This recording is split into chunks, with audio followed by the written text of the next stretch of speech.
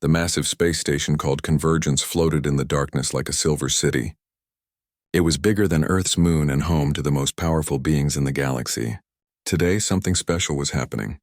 The Galactic Council was meeting to welcome a new species into their ranks. Ambassador Elena Vasquez looked out the window of her ship as they approached the station. Behind her, 11 other human vessels followed in perfect formation. She had spent months preparing for this moment. The future of humanity depended on what happened in the next few days. "First time seeing something this big?" asked General Marcus Chen, walking up beside her. His military uniform was crisp and clean, with medals showing his long service to Earth. "It's impressive," Elena replied, "but size isn't everything." Dr. Sarah Okafor joined them at the window. She carried a tablet filled with information about the alien species they were about to meet. "According to our intelligence, 47 different species belong to this council. Some have been spacefaring for thousands of years." Elena nodded. She had studied every piece of information they could gather about the Galactic Council. What she had learned was both fascinating and troubling. The Council ruled most of known space with an iron fist. They decided which species could trade, which could explore new worlds, and which had to stay locked on their home planets. The docking process took 2 hours. Human ships were small compared to the massive vessels already docked at Convergence. Elena could see ships that looked like living creatures, others that seemed to be made of pure crystal, and some that hurt to look at directly. "Remember," Elena told her team as they prepared to leave their ship, "we're not here to beg. We're here to negotiate as equals." General Chen straightened his shoulders. "Some of them won't like that attitude." "Then they'll learn to deal with it," Elena said firmly. The council chambers were even more impressive than Elena had expected. The room was shaped like a giant sphere, with seats arranged in circles that went up and down the curved walls. In the center floated a platform where speakers could address the entire assembly. Elena and her team were escorted to a small section marked for Applicant Species. The label made her frown, but she said nothing. Around them, the representatives of 47 species took their places. The Zephyrians were tall, thin beings that seemed to glow with their own light. They had been chosen to run today's meeting. Their leader, Elder Zefka, called the session to order with a sound like singing crystal. "We gather today to consider the application of the species that calls itself human," Elder Zefka announced. "They have achieved faster-than-light travel and request membership in our council." A rumble of conversation filled the chamber. Elena could hear dozens of different languages being spoken at once. Some species communicated with clicks, others with flashing lights, and a few seemed to speak directly into her mind. "The human delegation will now present themselves," Elder Zefka continued. Elena stood and walked to the central platform. The artificial gravity felt different here, lighter than Earth normal. She looked around the chamber, meeting the eyes of creatures that looked like nothing she had ever imagined. "Honored members of the Galactic Council," she began, "I am Ambassador Elena Vasquez, speaking for the United Earth Government and all humanity. We come before you not as supplicants but as potential partners." The word partners caused another stir in the chamber. Elena could see surprise on many alien faces. "We have prepared a detailed analysis of current galactic trade routes and governance structures," she continued. "We believe we can offer valuable contributions to the prosperity and stability of all member species." This was not how these meetings usually went. Normally, new species would praise the Council's wisdom and beg to be allowed to join their ranks. They would promise to follow all rules and accept whatever position they were given. Elena did none of these things. Instead, she activated a holographic display that filled the center of the chamber. Charts and graphs appeared in the air, showing trade routes, resource distribution, and conflict zones throughout the galaxy. "Our preliminary analysis has identified 17 major inefficiencies in current governance structures," Elena announced. "We have also cataloged 43 ongoing conflicts that could be resolved through economic incentives rather than military intervention." War Chief Gorath of the Krex Empire slammed his massive fist on his seat. The Krex looked like giant lizards covered in armor plating. "You dare to lecture us, primitive species? We have ruled space for 3,000 years. Elena turned to face the War Chief calmly. "With respect, War Chief Gorath, ruling and governing effectively are two different things. Your current methods have resulted in a galaxy where 20% of known species live in poverty, while 5% control 70% of all resources. The chamber fell silent. No one had ever spoken to a council member like this before, especially not a representative of an unaccepted species. The synthesis, a collective of artificial intelligences, spoke next. Their voice came from everywhere at once, like an echo in a metal room. The human presents interesting data points. However, their conclusions assume that efficiency is the primary goal of governance. Dr. Okafor stepped forward. Actually, our analysis suggests that efficiency leads to stability, which benefits everyone. Stable systems require less energy to maintain and produce better outcomes for all participants. She activated her own display, showing mathematical models and probability calculations. For example, the ongoing conflict in the outer spiral has consumed resources equivalent to terraforming 47 planets. Those same resources invested in infrastructure and education could have prevented the conflict entirely. Elder Zefka raised one glowing hand for silence. The human delegation presents unusual perspectives. However, they seem to misunderstand the purpose of these proceedings. We are here to determine if humanity is worthy of joining our council, not to debate our methods. Elena smiled. It was not a challenging smile, but it was confident. Elder Zefka, we understand perfectly, but worthiness must be mutual. We need to determine if this council is worthy of humanity's membership. The reaction was immediate and explosive. Representatives leaped to their feet, shouting in dozens of languages. Some species flashed angry colors, others made threatening gestures, and a few seemed to be laughing. General Chen moved closer to Elena, ready to defend her if necessary. But Elena remained calm, waiting for the chaos to die down. You see, she continued when she could be heard again, humanity has survived ice ages, plagues, wars, and near-extinction events. We've learned that survival depends on adaptation and cooperation, not blind obedience to authority. She gestured to her display, which now showed images of Earth's history, pictures of humans working together to build cities, explore oceans, and reach for the stars. We're not here because we need you, Elena said simply. We're here because we thought we could help each other. But if this council is only interested in adding another subordinate species to your collection, then perhaps we're in the wrong place. The silence that followed was different from before. It was the silence of beings who had never heard anyone speak to them this way. The silence of creatures who suddenly realized that the small young species standing before them might not be as helpless as they appeared. Elder Zefka's glow dimmed slightly. The human delegation will be given quarters aboard Convergence. Formal hearings will begin tomorrow. We suggest you use the time to reconsider your approach. Elena bowed politely. Thank you for your hospitality. We look forward to tomorrow's discussions. As the human delegation left the chamber, Elena could feel hundreds of alien eyes watching them. Some looked angry, others confused, and a few seemed almost impressed. Well, General Chen murmured as they walked through the corridor. That went better than expected. Elena smiled. We're just getting started, Marcus. Tomorrow they're going to learn what humans are really capable of.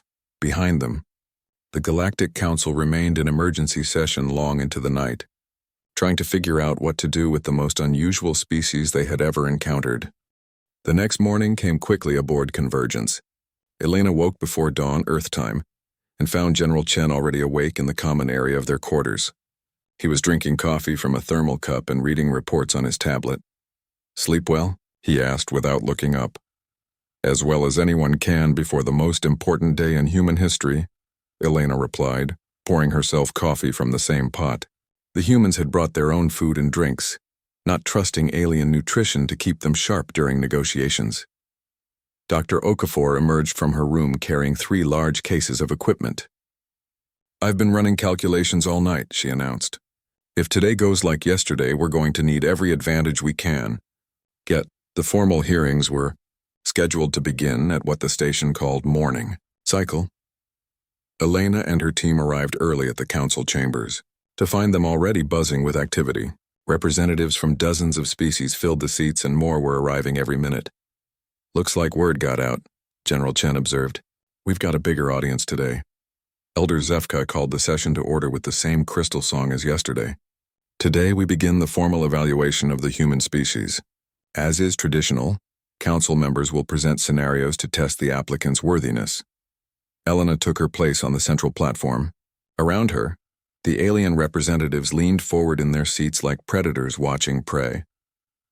War Chief Gorath of the Krex Empire spoke first. His voice boomed through the chamber like thunder. "Humans, your species seeks membership in this council. But first you must prove you understand the realities of power." A holographic display appeared above Elena's head, showing a star map with several systems highlighted in red.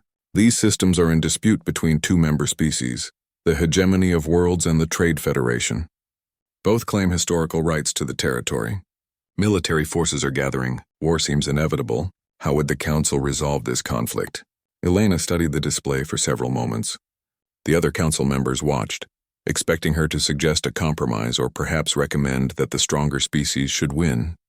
Instead, Elena asked, "War Chief Gorath, how long has this dispute been ongoing?" 47 standard years, Gorath replied with obvious pride. "It is a complex matter requiring careful consideration." "I see," Elena said. "And in those 47 years, how many ships, personnel, and resources have been devoted to monitoring this situation?" Gorath's eyes narrowed. "That is not relevant to the scenario." "Actually it is," Elena replied calmly.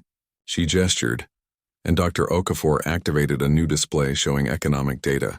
According to publicly available information, this dispute has consumed approximately 15 trillion galactic credits in military positioning, diplomatic missions, and economic sanctions.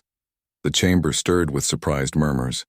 Few species bothered to calculate the costs of ongoing disputes. "The real question," Elena continued, "is not how to resolve this conflict, but why it exists in the first place." "Dr. Okafor," Sarah stepped forward, her display showing detailed analysis of the disputed systems. These systems contain rare earth minerals essential for faster-than-light drive construction. The dispute began when the Galactic Council established mining quotas that favored established species over newer members. She highlighted several charts showing resource distribution over time. The hegemony receives 4 times the mining permits of the Trade Federation, despite the Federation having twice the population and greater technical expertise in mineral extraction. Elena nodded. The conflict isn't really about historical claims. It's about an unfair resource distribution system that forces species to fight over scraps instead of cooperating to increase overall output. General Chen activated his own display, showing military deployment patterns. Meanwhile, both sides are spending more on military positioning than it would cost to simply increase mining efficiency and provide adequate resources to both parties. War Chief Gorath stood up from his seat, his massive frame intimidating even at a distance. "You ignore the question. How would you resolve the dispute?" Elena smiled. "I would eliminate it. Restructure the mining permits based on population and technical capability, rather than political influence. Establish joint mining operations with shared profits. The conflict disappears because there's no longer anything to fight about." The silence that followed was broken by the voice of the Synthesis Collective. "The human solution assumes perfect cooperation between competing entities. This assumption is flawed." Dr. Okafor turned toward the geometric avatars representing the synthesis. "Actually, game theory suggests that cooperation is the optimal strategy when both parties benefit from long-term stability. Competition only makes sense when resources are genuinely scarce." She activated a new display showing mathematical models. "Your current system creates artificial scarcity to maintain control. But artificial scarcity is inefficient and unstable. It requires constant energy to maintain and produces suboptimal outcomes for all participants." One of the synthesis avatars flickered. "Define suboptimal outcomes." "Gladly," Sarah replied. "Current galactic GDP could increase by 37%, simply by eliminating artificial trade barriers and resource restrictions. That means every species in the galaxy could be wealthier and more secure, without taking anything away from existing power structures." The chamber erupted in confused conversation. The idea that everyone could benefit simultaneously was foreign to most council members. Elder Zefka raised his glowing hand for silence. "The Hegemony of Worlds will present the next scenario." A new representative stepped forward. The Hegemony delegate was tall and thin, with blue skin and 4 arms. When she spoke, her voice had a musical quality that was almost hypnotic. "Humans," she began, "consider this philosophical problem. A species develops technology that could benefit all galactic civilization, but sharing this technology would eliminate their competitive advantage and potentially make them vulnerable to conquest. Should they share the technology or protect their interests? Elena expected this kind of question. It was designed to test whether humans would choose cooperation or self-interest when the stakes were high. Representative Kalanoon, Elena said, addressing the hegemony delegate by name, your question assumes that sharing technology automatically creates vulnerability. But history suggests the opposite is true. She gestured to Dr. Okafor, who brought up displays showing human technological development. On Earth, our greatest advances came through international cooperation. The internet, space travel, medical breakthroughs, all of these required multiple nations working together. But surely, Kalanoon interrupted, some species tried to hoard their advantages. Absolutely, Elena admitted. And those species fell behind. The nations that tried to keep secrets found themselves isolated while others moved forward through collaboration. General Chen stepped forward. There's also a military consideration. A species that shares beneficial technology creates allies. A species that hoards technology creates enemies. Which position is more secure in the long term? He activated a display showing alliance patterns throughout galactic history. Every major power that fell in the last 1,000 years was defeated by coalitions of smaller species working together. Isolation is not strength. It's vulnerability waiting to happen. Kalanoon's forearms gestured elegantly. Yet the hegemony has maintained power for millennia through careful resource management. With respect, Elena replied, the hegemony has maintained its position by preventing other species from reaching their full potential. But that's not sustainable. Eventually, suppressed species either rebel or find ways around your restrictions. She pointed to the trade data still visible in the chamber. Your current system requires increasing amounts of energy to maintain control over an increasing number of species. It's like trying to hold water in your hands. The harder you squeeze, the more slips through your fingers. The hegemony delegate returned to her seat without another word. The questioning continued for hours. Each council member presented scenarios designed to test human judgment, values, and capabilities. The Traders Guild asked about economic policy. The Explorers Alliance posed questions about territorial expansion. The Peacekeepers presented moral dilemmas about the use of force. To each question, the humans responded with analysis, data, and alternative frameworks that challenged the basic assumptions behind the problems.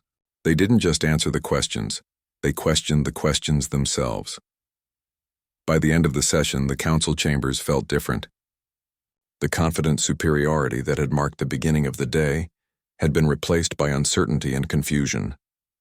Elder Zefka's glow was noticeably dimmer as he called for recess. The human delegation has presented interesting perspectives. We will reconvene tomorrow to discuss terms of membership.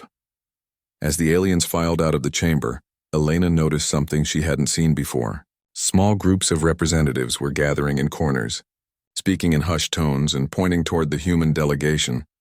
I think we got their attention, General Chen observed quietly. Elena nodded, but she wasn't celebrating yet. The real test starts tomorrow, Marcus. Today they were just testing us. Tomorrow they're going to try to break us. Dr. Okafor was already packing up her equipment, but her expression was thoughtful. Did you notice how the third day of negotiations began differently? When Elena and her team arrived at the council chambers, they found the seating arrangement had changed. The human delegation was no longer seated in the small applicant species section. Instead, they had been moved to an even smaller area marked Probationary Review. Subtle, General Chen muttered under his breath. Elena said nothing, but her jaw tightened slightly. The message was clear.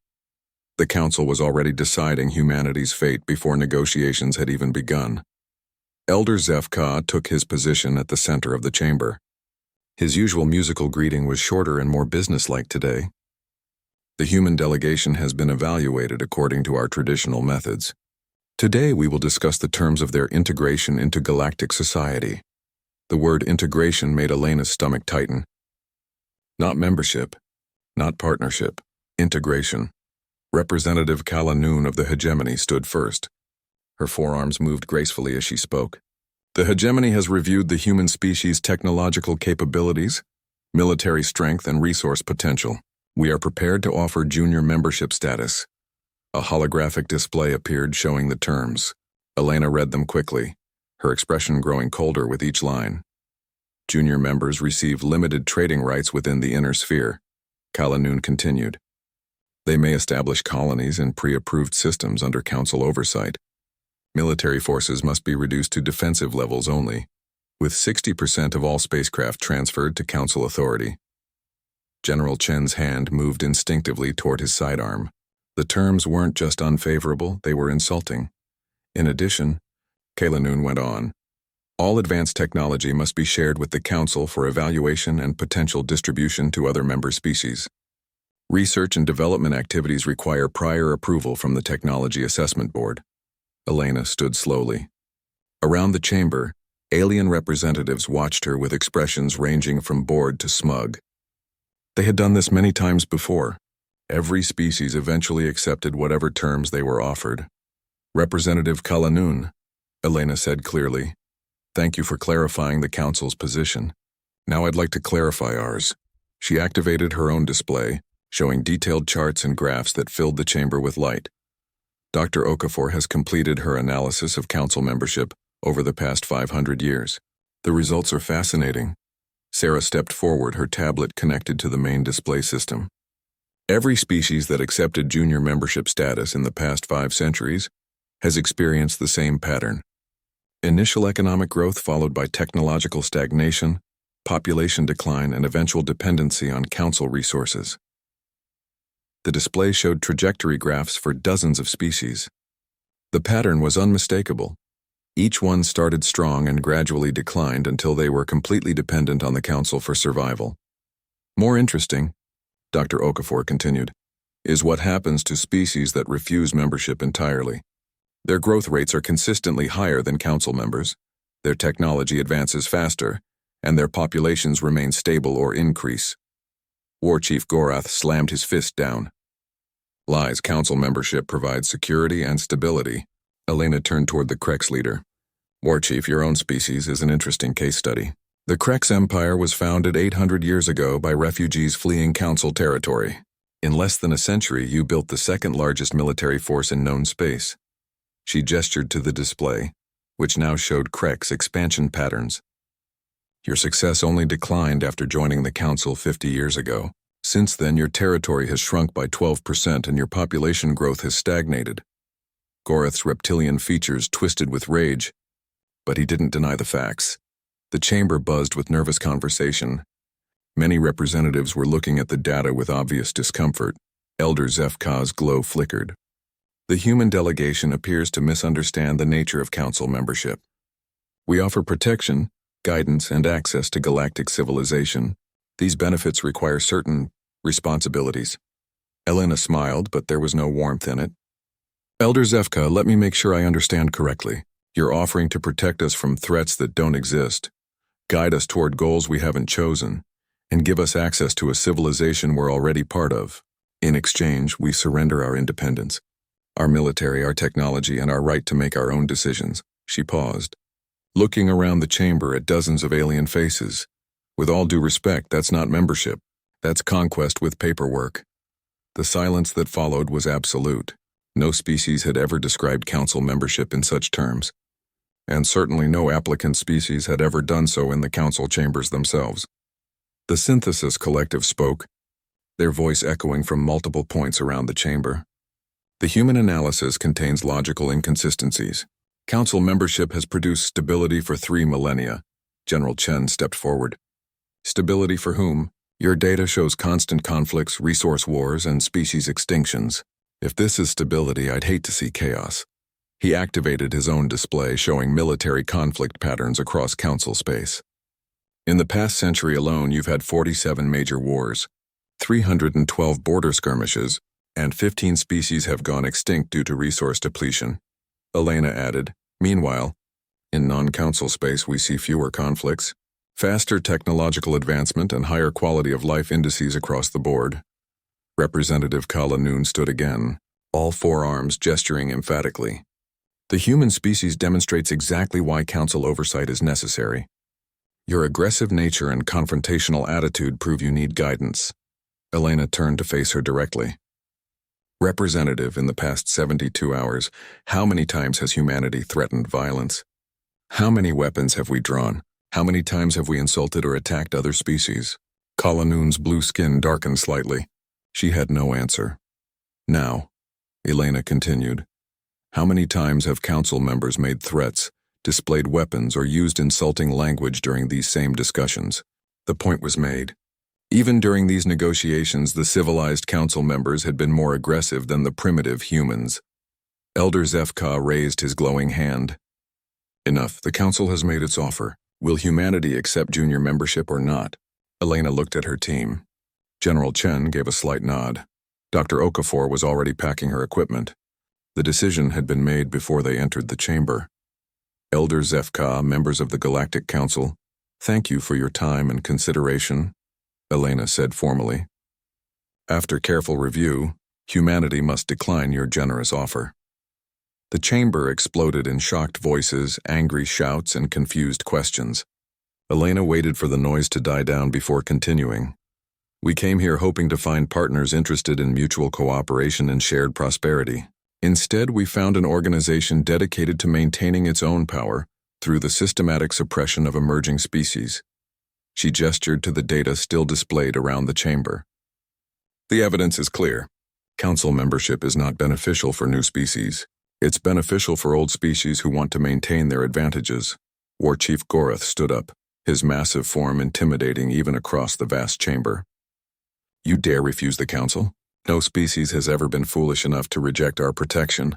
Elena's smile was calm and confident. War Chief, we don't need your protection. We need partners, allies, and friends.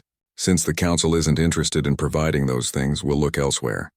General Chen stepped forward. The galaxy is a big place. There are many species who might be interested in genuine cooperation rather than domination disguised as membership. Elena began walking toward the exit. We thank the council for this educational experience. It's been very enlightening to see how you operate. Elder Zefka's voice called after them.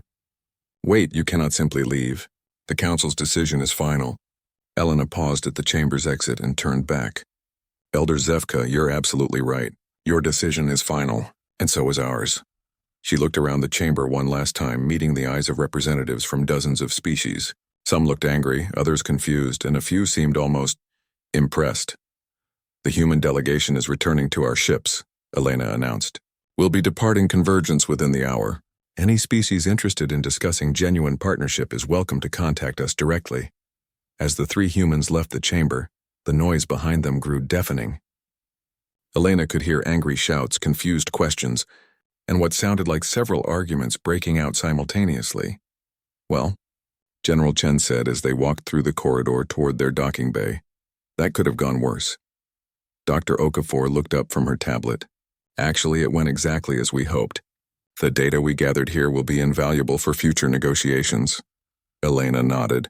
And we send a message that will travel throughout the galaxy faster than any ship.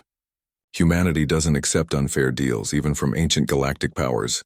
Behind them, the Galactic Council remained in emergency session, trying to figure out what to do with the first species in 3,000 years that had dared to walk away from their table. But Elena wasn't thinking about the Council. 3 weeks after leaving Convergence, Elena stood on the bridge of the human flagship watching another alien vessel approach. It was the 5th ship to request a meeting since they had departed Council space, and unlike the first 4, this one flew the colors of a Council member species. They're requesting permission to come aboard, reported Communications Officer Martinez. Ship identifies itself as the Wanderer's Dream, registered to the Kith Collective. General Chen frowned. The Kith were rejected for Council membership, weren't they? That's right, Dr. Okafor confirmed, checking her files. Application rejected 15 years ago. Reason given was incompatible social structure. They're a hive mind species. Elena considered for a moment. Grant them permission to dock. Let's see what they want. The Kith representative who came aboard was unlike anything Elena had ever seen. It looked like a walking tree made of silver metal, with dozens of thin branches that moved constantly like living antennae. When it spoke, the voice seemed to come from everywhere at once. We are Kith's secondary branch of Morning Light, it announced. We speak for 17,000 minds across 41 vessels. Elena stepped forward. I'm Ambassador Vasquez. Welcome aboard. What can we do for you? You can explain why you refused the council, the Kith replied. Word travels fast through hyperspace. Every species in 3 sectors knows what happened at Convergence. Elena gestured toward the conference room.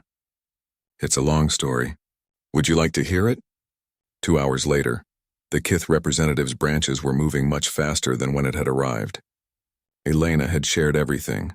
The council's test questions, their analysis of galactic governance, and the terms offered for junior membership. Fascinating, the Kith said. The council told us we were rejected because hive minds cannot participate in individual-based democracy. But your data suggests the real reason was our efficiency at resource processing. Dr. Okafor nodded. Your species could revolutionize mining and manufacturing throughout the galaxy. That would threaten several council member species who currently control those industries. Indeed. The Kith's branches swayed thoughtfully. We have wondered why species with inferior technology were accepted while we were not. Now we understand. General Chen leaned forward. What do you think would happen if rejected species started working together instead of trying to join the council? The Kith was quiet for several minutes, its branches moving in complex patterns. Elena realized it was consulting with the collective consciousness that connected all Kith minds.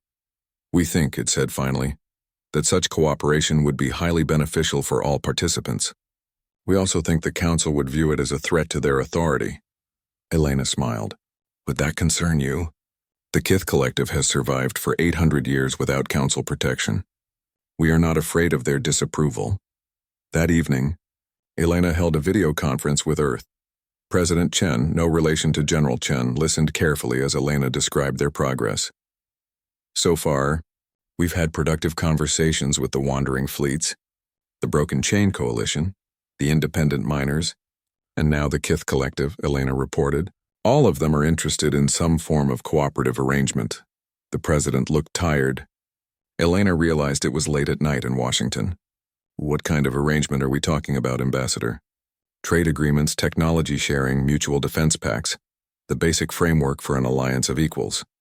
Nothing like the Council's hierarchy system. And you think this will work? Elena glanced at her team.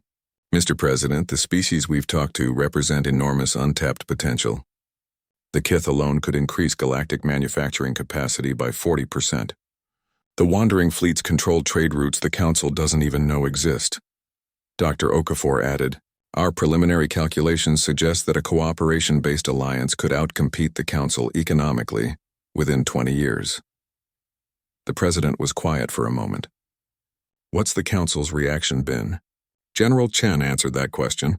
Mixed. Some members are angry, others are confused. But intelligence suggests several species are questioning why they need Council membership if humanity can thrive without it. Elena leaned forward. Sir, we're getting requests for meetings from species throughout non-Council space. Word is spreading that there's an alternative to the Council system. What about military threats? None so far, General Chen reported. The Council talks tough, but they've never had to deal with species that refuse to be intimidated. They're not sure how to respond. The president nodded slowly. All right, Ambassador. Continue with your mission, but be careful. Empires don't like being ignored. 2 days later, Elena's caution proved justified. The human fleet was approached by a Council military patrol, 6 heavily armed ships led by a Krex battlecruiser. Human vessels, came the transmission from War Chief Gorath himself. You are ordered to halt and prepare for inspection. Elena took the communication in her ready room. On the screen, Gorath looked even more intimidating than he had in person. War Chief, she said politely, we're in neutral space. By what authority do you order us to halt? By Council Resolution 2847 Alpha, Gorath snarled. All vessels carrying restricted technology must submit to inspection. Elena smiled. And what restricted technology would that be? Gorath's eyes narrowed. Your faster-than-light drives use technology derived from Council databases. That makes them Council property. It was a transparent excuse and everyone knew it. FTL technology had been independently developed by dozens of species throughout galactic history. War Chief, Elena said calmly, human FTL drives were developed entirely through our own research. We have the complete development records if you'd like to review them. I don't care about your records, Goreth roared. You will submit to inspection or face the consequences. Elena's expression didn't change. And those consequences would be? For a moment, Goreth seemed taken aback. He was used to species backing down when threatened with Council military action. You would resist inspection by Council forces? Elena shrugged. War Chief, you have 6 ships. We have 12. Your ships are larger, but ours are faster and more maneuverable. More importantly, attacking civilian vessels in neutral space would be an act of piracy. She leaned forward slightly. Are you prepared to make the Krex Empire into pirates, War Chief? Goreth's massive fists clenched and unclenched. Elena could see the internal struggle on his face. He wanted to attack, but he wasn't stupid. Starting a war over an inspection refusal would be difficult to justify to the Council. This is not over, human, he finally growled. No, Elena agreed. It's not, because every species in the galaxy is watching what happens here. They're seeing whether the Council resolves disputes through law or through violence. She stood up, ending the conversation. Have a pleasant day, War Chief. The Krex ships held position for several hours before finally departing. Elena knew it was a temporary victory, but an important one. Word would spread that humans had faced down a Council military patrol without backing down. That evening, Elena received an unexpected message. It came through encrypted channels from inside Council space, and the sender was listed as Concerned Observer. The message was short. 3 Council members are questioning the wisdom of your rejection. The synthesis is running probability calculations on alliance structures. Change is coming, but it will not be peaceful. Be ready. Elena read the message twice before deleting it. She didn't know who had sent it, but the warning was clear. The Council was beginning to realize that humanity's rejection wasn't just one species making a bad decision. It was the beginning of something that could threaten their entire system. She called General Chen and Dr. Okafor to her quarters. We need to accelerate our timeline, she told them. The Council is starting to take us seriously, which means they'll start taking action soon. General Chen nodded grimly. How long do we have? Elena looked at the star charts displayed on her wall screen. Not long enough. We need to start building our alliance now, before the Council decides to stop us by force. Dr. Okafor was already running calculations on her tablet. If we can get firm commitments from the species we've already contacted, plus the 3 we're scheduled to meet next week, we'll have enough economic and military power to deter Council aggression. Elena hoped she was right, because somewhere in Council space, War Chief Goreth was probably planning a much less diplomatic encounter for their next meeting. The real test was just beginning. 1 year later, Elena stood in the main conference hall of New Harmony Station, watching delegates from 48 different species take their seats around a circular table. There were no elevated platforms here, no hierarchy of seating arrangements. Every species sat as equals. The station itself was a marvel of cooperative engineering. Built in just 8 months by the combined efforts of 12 species, it rotated slowly through space at the edge of the neutral zone. Unlike Convergence, which projected power and intimidation, New Harmony was designed for collaboration and openness. Final attendance count, reported Dr. Okafor, now serving as Secretary of the Cooperation Alliance. 48 member species with representatives from 6 more requesting observer status. General Chen, who had been promoted to Alliance Defense Coordinator, checked his security reports. No Council ships detected within 3 light-years. They're keeping their distance today. Elena nodded. Today was the formal signing of the Alliance Charter, and everyone expected the Council to try some kind of disruption. The fact that they hadn't appeared yet was almost more worrying than if they had come in force. The opening ceremony was brief and practical, reflecting the Alliance's emphasis on efficiency over pomp. Elena, as the elected first speaker, called the session to order. Fellow beings, she began, 1 year ago, humanity walked away from an offer that would have made us junior partners in someone else's empire. Today we gather as equals in our own alliance. Applause filled the chamber, not the formal, restrained clapping of diplomatic events, but genuine enthusiasm from beings who had helped build something new. Kith's secondary branch of mourning. Light stood next. The tree-like being had become one of the Alliance's most effective organizers, its hive mind perfect for coordinating complex multi-species projects. The economic data speaks clearly, it announced, its voice harmonizing from dozens of points around the room. Alliance trade volume has increased 400% in the past year. Resource efficiency is up 60%. Conflict resolution time has decreased by 90%. The holographic displays showed charts and graphs that would have impressed even the synthesis. The Alliance wasn't just successful, it was dramatically outperforming the Council by every meaningful measure. War Chief Torgan of the Broken Chain Coalition, former slaves who had won their freedom, spoke next. The massive reptilian being had become an unlikely advocate for peaceful cooperation.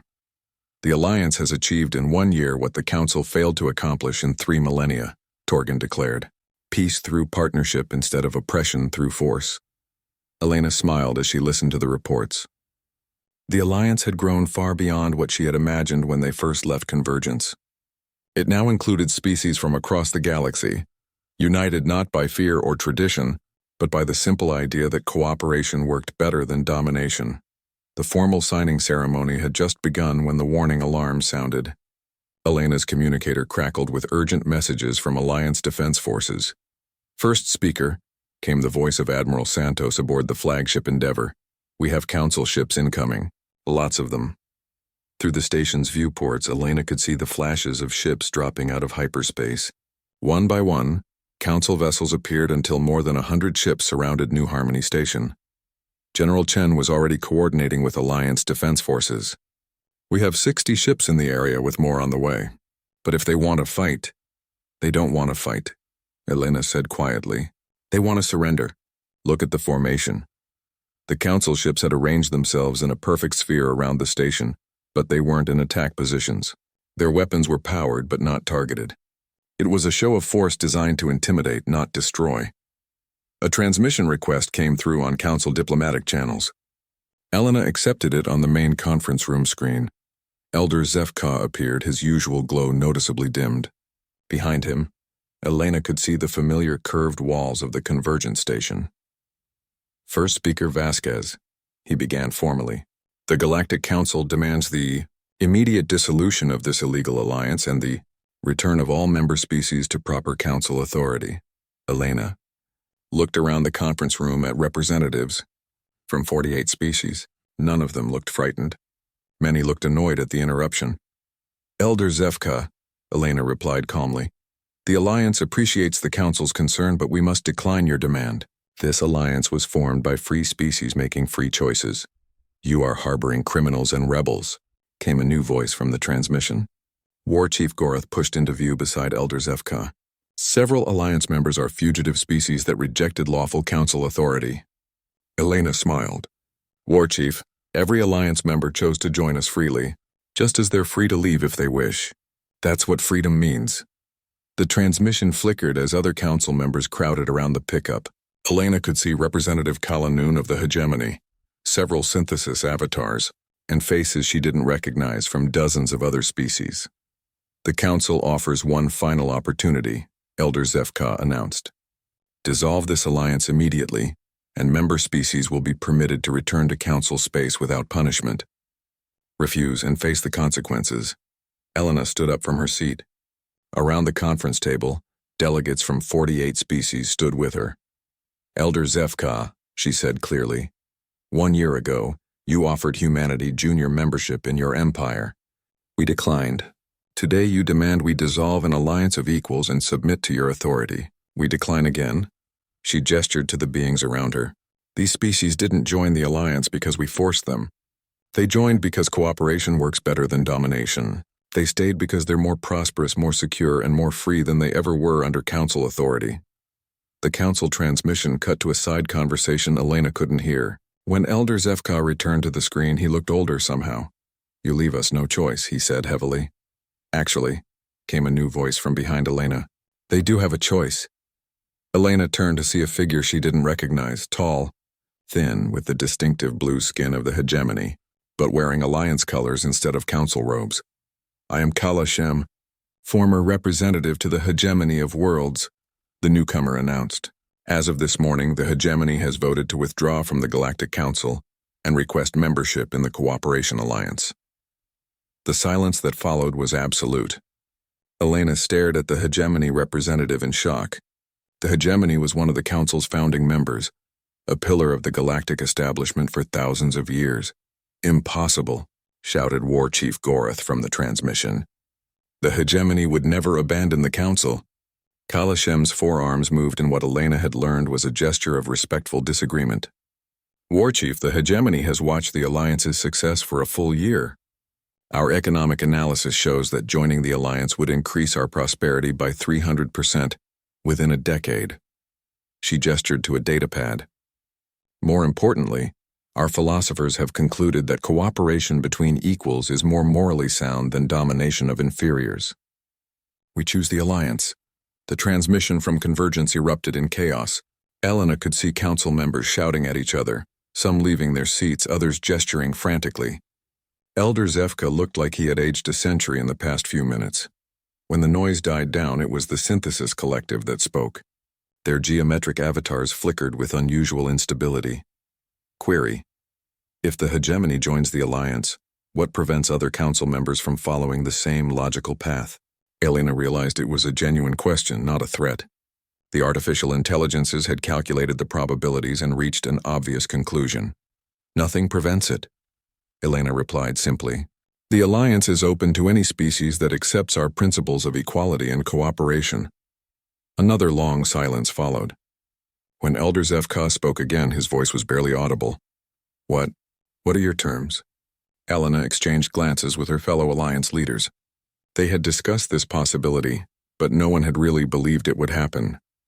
There are no terms for conquest, Elder Zefka, Elena said gently.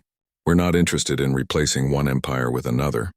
But if council species want to join the Alliance as equals, we'll consider their applications like any others. She gestured to the conference room around her. The Alliance believes in cooperation, not domination.